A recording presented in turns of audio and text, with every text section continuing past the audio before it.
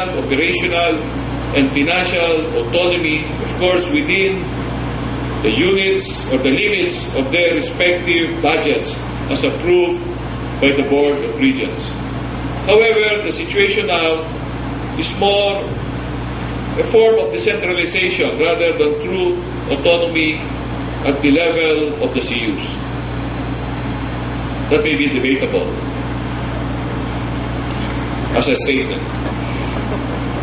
As I have already said, the UP system has grown into a massive structure with a plurality of voices, producing unified policies, enacting programs, and making decisions that address the salient objectives of each sector can be complicated and challenging. In 1966, the American Association of University Professors released a statement on government of colleges and universities, calling for mutual understanding in the governance of universities, based on community of interest and producing joint effort. The statement cited the inescapable interdependence of the Board of Regents, the administration, the faculty, students, staff, and alumni. This interdependence must be nurtured and encouraged to fully realize joint planning and effort. The means to do this is through free and open communication and information dissemination. This is a key motivation behind our UP system-wide computerization project, a flagship project of my administration, which we dub as EUP. This project aims to interconnect and harmonize the ICT systems and infrastructure across all UP campuses and to provide UP with an integrated management information system. This will enable decision-making to be based on accurate and real-time information. After all, for UP system to effect long-range plans, open channels of communication, and the broadest possible exchange of information must be maintained by all university constituents. Let me now talk on finance issues. Nowhere is the impact of external forces on the university felt more keenly than in the area of funding and financial support. The growth of the UP system has certainly rendered it immune to the problems besetting, certainly not rendered it immune to the problems besetting many higher education institutions. In fact, in certain cases, it has only made these problems worse. Here I offer a historical side note of dubious distinction. There was never a time that the full amount of UP's proposed budget was approved. UP has been hounded by meager resources and limited appropriations. To make matters worse, there is a worldwide trend of declining state support for higher education, and as we see it, the Philippines has been no exception. While budget appropriations from the government assure UP of baseline funding for employee salaries and for part of maintenance and other operating expenses, the annual amounts allocated by the government to UP are not enough for UP to develop and grow, much less to fulfill its mandates as the country's national university. There is a need, therefore, for UP to intensify the campaign for bigger state subsidy as well as to tap other sources of funds. Some resource mobilization options that we are currently pursuing in UP include: 1. Developing UP's land grants and properties. But doing this raises some financial issues in the context of the system structure of the university. For example, the Ayala Techno Hub earnings. Should all the earnings there go to UP Diliman? Since the campus, that part, that development has been done on part of the UP Diliman campus. Okay. Of course, we have some understanding already that should not be the case, because especially under the UP Charter, when it says that all land grant assets of the university are for the use of the national university. Okay. The land grant properties in Laguna, Quezon, okay, under the care of UP Los Baños now. If we succeed in developing these properties, who will benefit? Will it just be UP Los Baños? Okay. But my position is definitely not, because the level of endowments of different campuses vary, okay? And that is an accident of history and not really by design.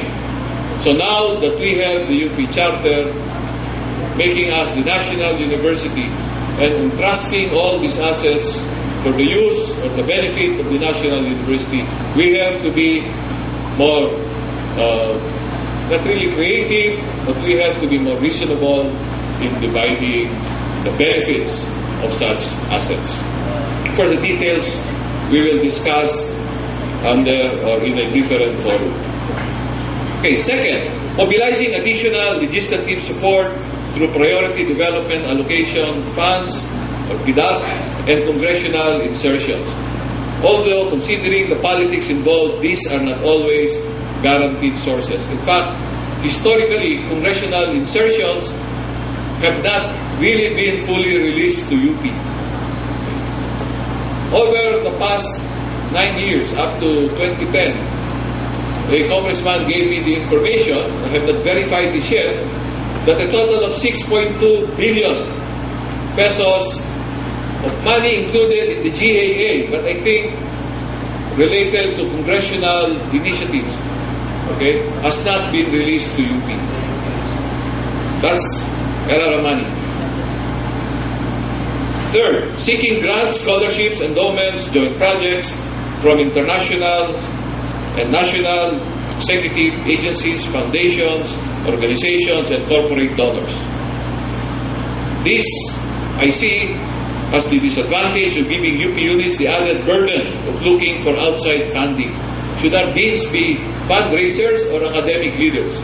Is an important issue to contend with. Should this be a system-wide effort, or should this be done by individual CUs? Well, my own position is, of course, we need to work together on this, but it's important that coordination is made to make sure that we are able to maximize whatever donation or funding we could get from a target donor or funder. 4, generating support from UP alumni. This is an area where we're making a more systematic and sustained effort to be able to develop the spirit of giving among our alumni and to make this a sustainable commitment. 5th, reducing operational costs, which are 2 projects the EUP and Green UP aim to achieve. Okay. This is where our being together in one system can work to reduce operational costs. After we are able to install the EUP system, there will be possibilities for sharing of common services, okay, like payroll, okay, and other similar activities. This will surely result in cost savings. Even procurement can now be done in bulk if we are able to track the requirements of individual CUs through our computerized system. 6, maximizing the earnings of our trust funds. This is again an important initiative I'm introducing, which is designed to pool the resources or the funds under the control of the system and the individual CUs, so that if we have this pool, we can manage the pool as a portfolio, and by doing so, we will be able to diversify the risks and in the process maximize the return. We're earning a very small interest income from our cash balances. We can easily double the earnings from these resources. And we're talking here of not a measly amount. We have trust funds totaling more than 10 billion pesos, on which we are not earning what we should.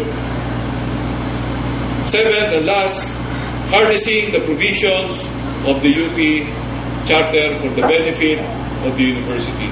For example, we're supposed to be zero VAT rated. But up to now, for every contract we enter into, for every payment we make, we include 12% VAT. You could just imagine, we have a total utility and contracted services bill of 1 billion pesos. 12% of this is roughly 120 billion. How about our construction projects? Okay, amounting to billions of pesos as well, on which we're paying 12% VAT. And we are supposed to be not paying VAT at all. There are still many provisions of the Charter which we have yet to operationalize. In general, the shares of the CUs in the total MOE appeared to vary with each UP administration. One of the past trends in allocating MOE budget was the corresponding CUs budgets to their share in the total enrollment. Later, the CU's total MOE budget allocation were adjusted according to variables such as weighted full-time equivalent students, laboratory expenditures, number of personnel, building, and campus maintenance, among others. This somewhat unclear system of MOE budget allocation does not serve UP's purpose, given that we only have a limited amount of resources to work with.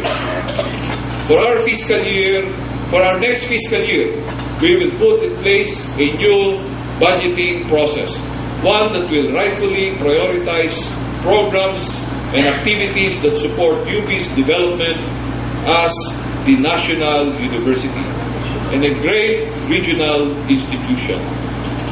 In presenting their proposed budgets, each constituent university is now being asked to justify programs according to the degree in which these inputs support the overall vision for UP. The system will also continue to utilize categories such as total share of enrollment, personnel, building, and campus maintenance, and the like. This system is not intended to control the CUs. In the matter of the national budget allocation, however, transparency and accountability must be our watchwords. We must be able to clearly and unambiguously account for how we utilize our taxpayers' money. We in UP must demonstrate the kind of fiscal transparency and accountability that we expect our national and local governments. Let me now talk on leadership. Over the past 3 decades, a new paradigm of leadership has emerged among higher education institutions. Developments such as globalization, rapid technological innovation, and the rise of a knowledge-based global economy have transformed higher education worldwide to a degree unheard of in the time of S.B. Lopez. Enrollment is increasing, and there is a great demand for higher education. Technology is overturning long-standing philosophies in learning, pedagogy, even as universities are compelled to play a greater role in producing human and knowledge capital needed for national development. Universities today are expected to compete globally, as evidenced by the number of world university rankings. On top of this, universities must survive despite decreasing government support. The arena is wider, the hurdles are steeper, the stakes are greater. In order to survive this new environment, higher education institutions, particularly in Europe and in the US, have increasingly taken on characteristics of a corporate organization. Hence, we see the traditional paradigm of the university as a republic of scholars giving way to a kind of corporate governance. The university as a stakeholder organization. As Kogan and Blakely in 2007 stated, academic freedom is circumscribed by the interests of other stakeholders, of which the academe is only one, and decision-making is taking place within more hierarchical structures designed to provide leaders authority to make and enforce strategic decisions within the organization unquote.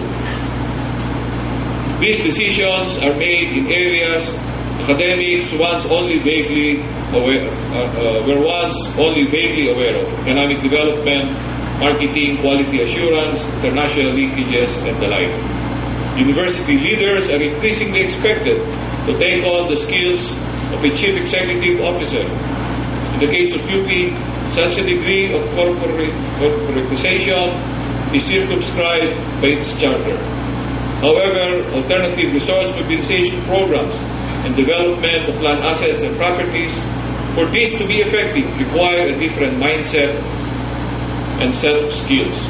Practical, creative, entrepreneurial thinking, business acumen, and a knowledge of the marketplace are qualities that university leaders today must possess. As a university system, UP reflects the state of the country. There are divisions within UP, just as there are divisions in the country. UP Baguio speaks in a voice that is different from UP Visayas. UP Mindanao must confront realities that UP Diliman has never to deal with. And the UP Open University must deal with a different social space altogether. The divisions within UP are not just geographical, they are also lateral. The faculty, students, staff, and alumni all have their unique perspectives. However, I prefer to view the UP system as an organic whole. We are a university system composed of diverse units and sectors, but we are one UP, guided by one charter, upholding the same tradition of honor and excellence in the service of the people, tasked with helping lead our country toward true development and global competitiveness while nurturing the spirit of our nationhood.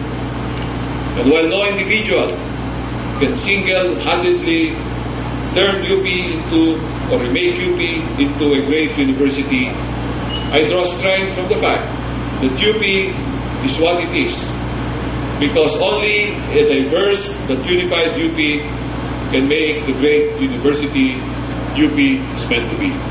Thank you.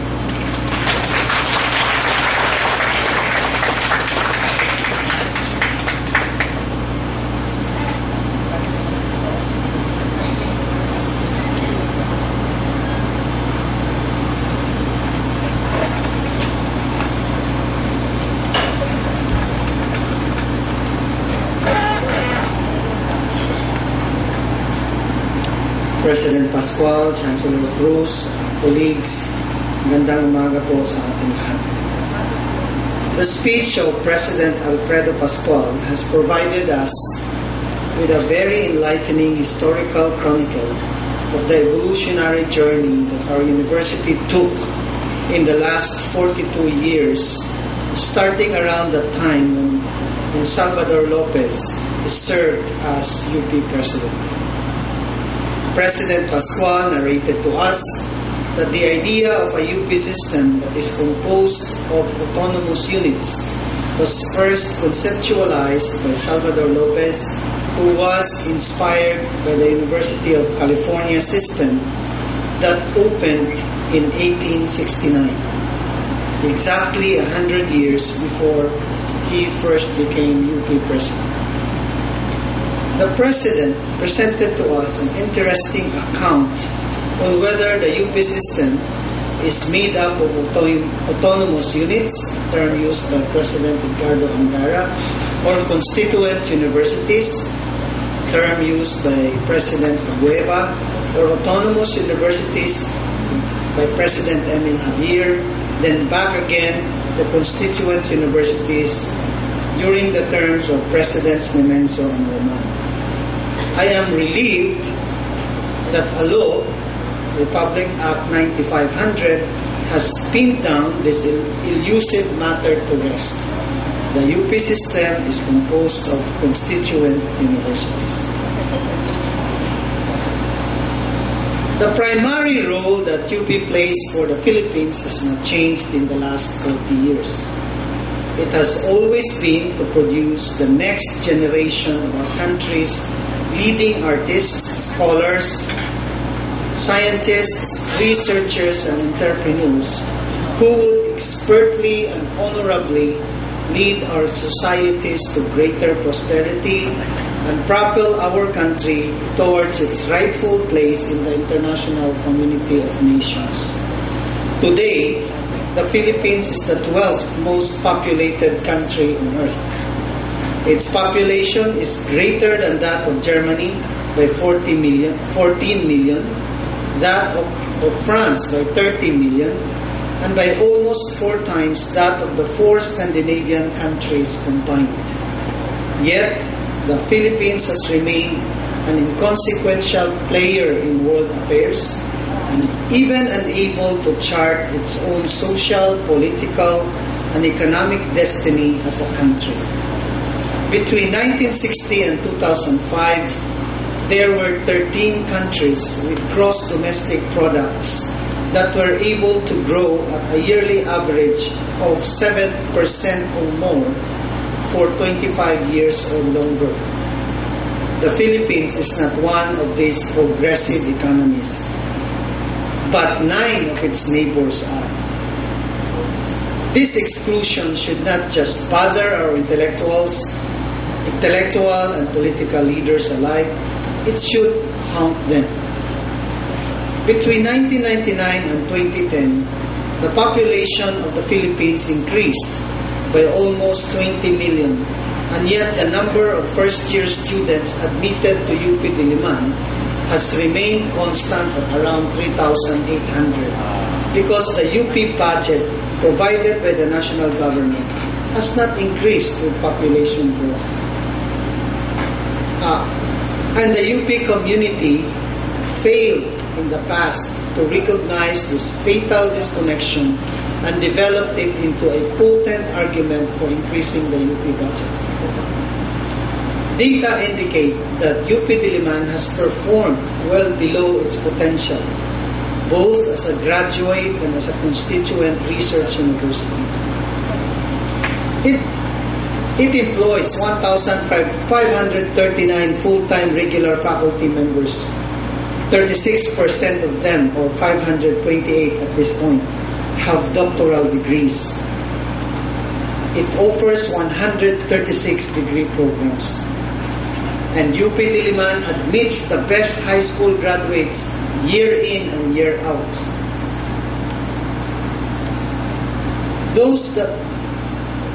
Our quota in UP Diliman represents only less than 0.5% of the total number of high school graduates every year. Yet, UP Diliman produces only an average of 73 PhD graduates a year. In other words, there are more doctoral degree programs being offered in UP Diliman than the number of PhD graduates that it produces per year. A reasonable yield is about 175 PhD graduates a year. The main reason why UP Diliman underperforms as a graduate university is the inability of the majority of its PhD graduates to successfully mentor PhD students. UP is not producing even the number of PhD graduates that will ensure its own long-term survival as a competitive higher education institution in Pacific Rim. 40% of the PhD faculty members of UP Diliman are 56 years old and above. In other words, almost half of our PhD faculty today will retire in the next 10 years, and there are not enough possible replacements to choose from.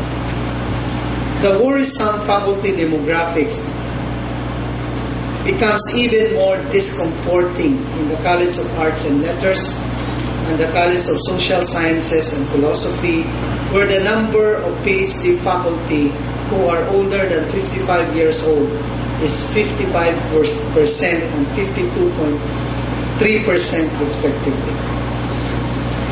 Our university is facing a number of complex challenges that it could not escape away from, since it is the national university of the country. The task of overcoming these challenges is left to no one but us in the UP community. We could not and should not hope for a third party to come to our rescue and solve these problems for us. Past errors and the inability to think critically or scientifically tend to make people fearful of change. They are likely to resist the introduction of a different way of thinking and doing things because to them, the future is one dark, incomprehensible universe, and trying the unfamiliar is too much of a risk to take. They tend to miss the good old days. Let us be wary of such an attitude. It is self-defeating and counterproductive. As mandated stakeholders of the university, we must be courageous enough to think differently, but humble enough to be willing to work together for a common purpose that is greater than the sum of our own individual objectives. Let us aim to develop a strong collective sense of desperate optimism for the future. There are no other ways to go. The world around us is evolving, and UP must adapt in order to survive, thrive, and effect genuine and lasting impact in the life of our young nation. We are talented enough to transform this university into one of the great transformative institutions in this rapidly growing region of the world. Maraming salamat po at magandang umaga sa inyo.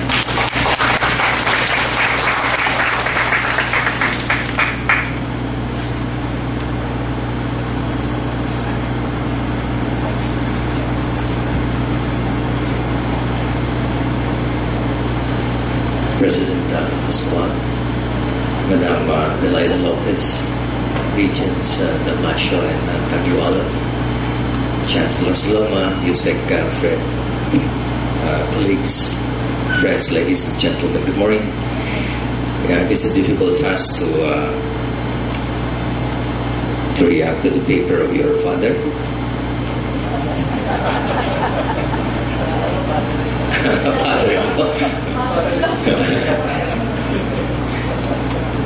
Nonetheless, I have to do this job, and let me begin by saying that we in Los Baños are honored and proud to join the UP system in the commemoration of the birth centennial of former UP President Salvador P. Lopez, a nationalist activist president of UP.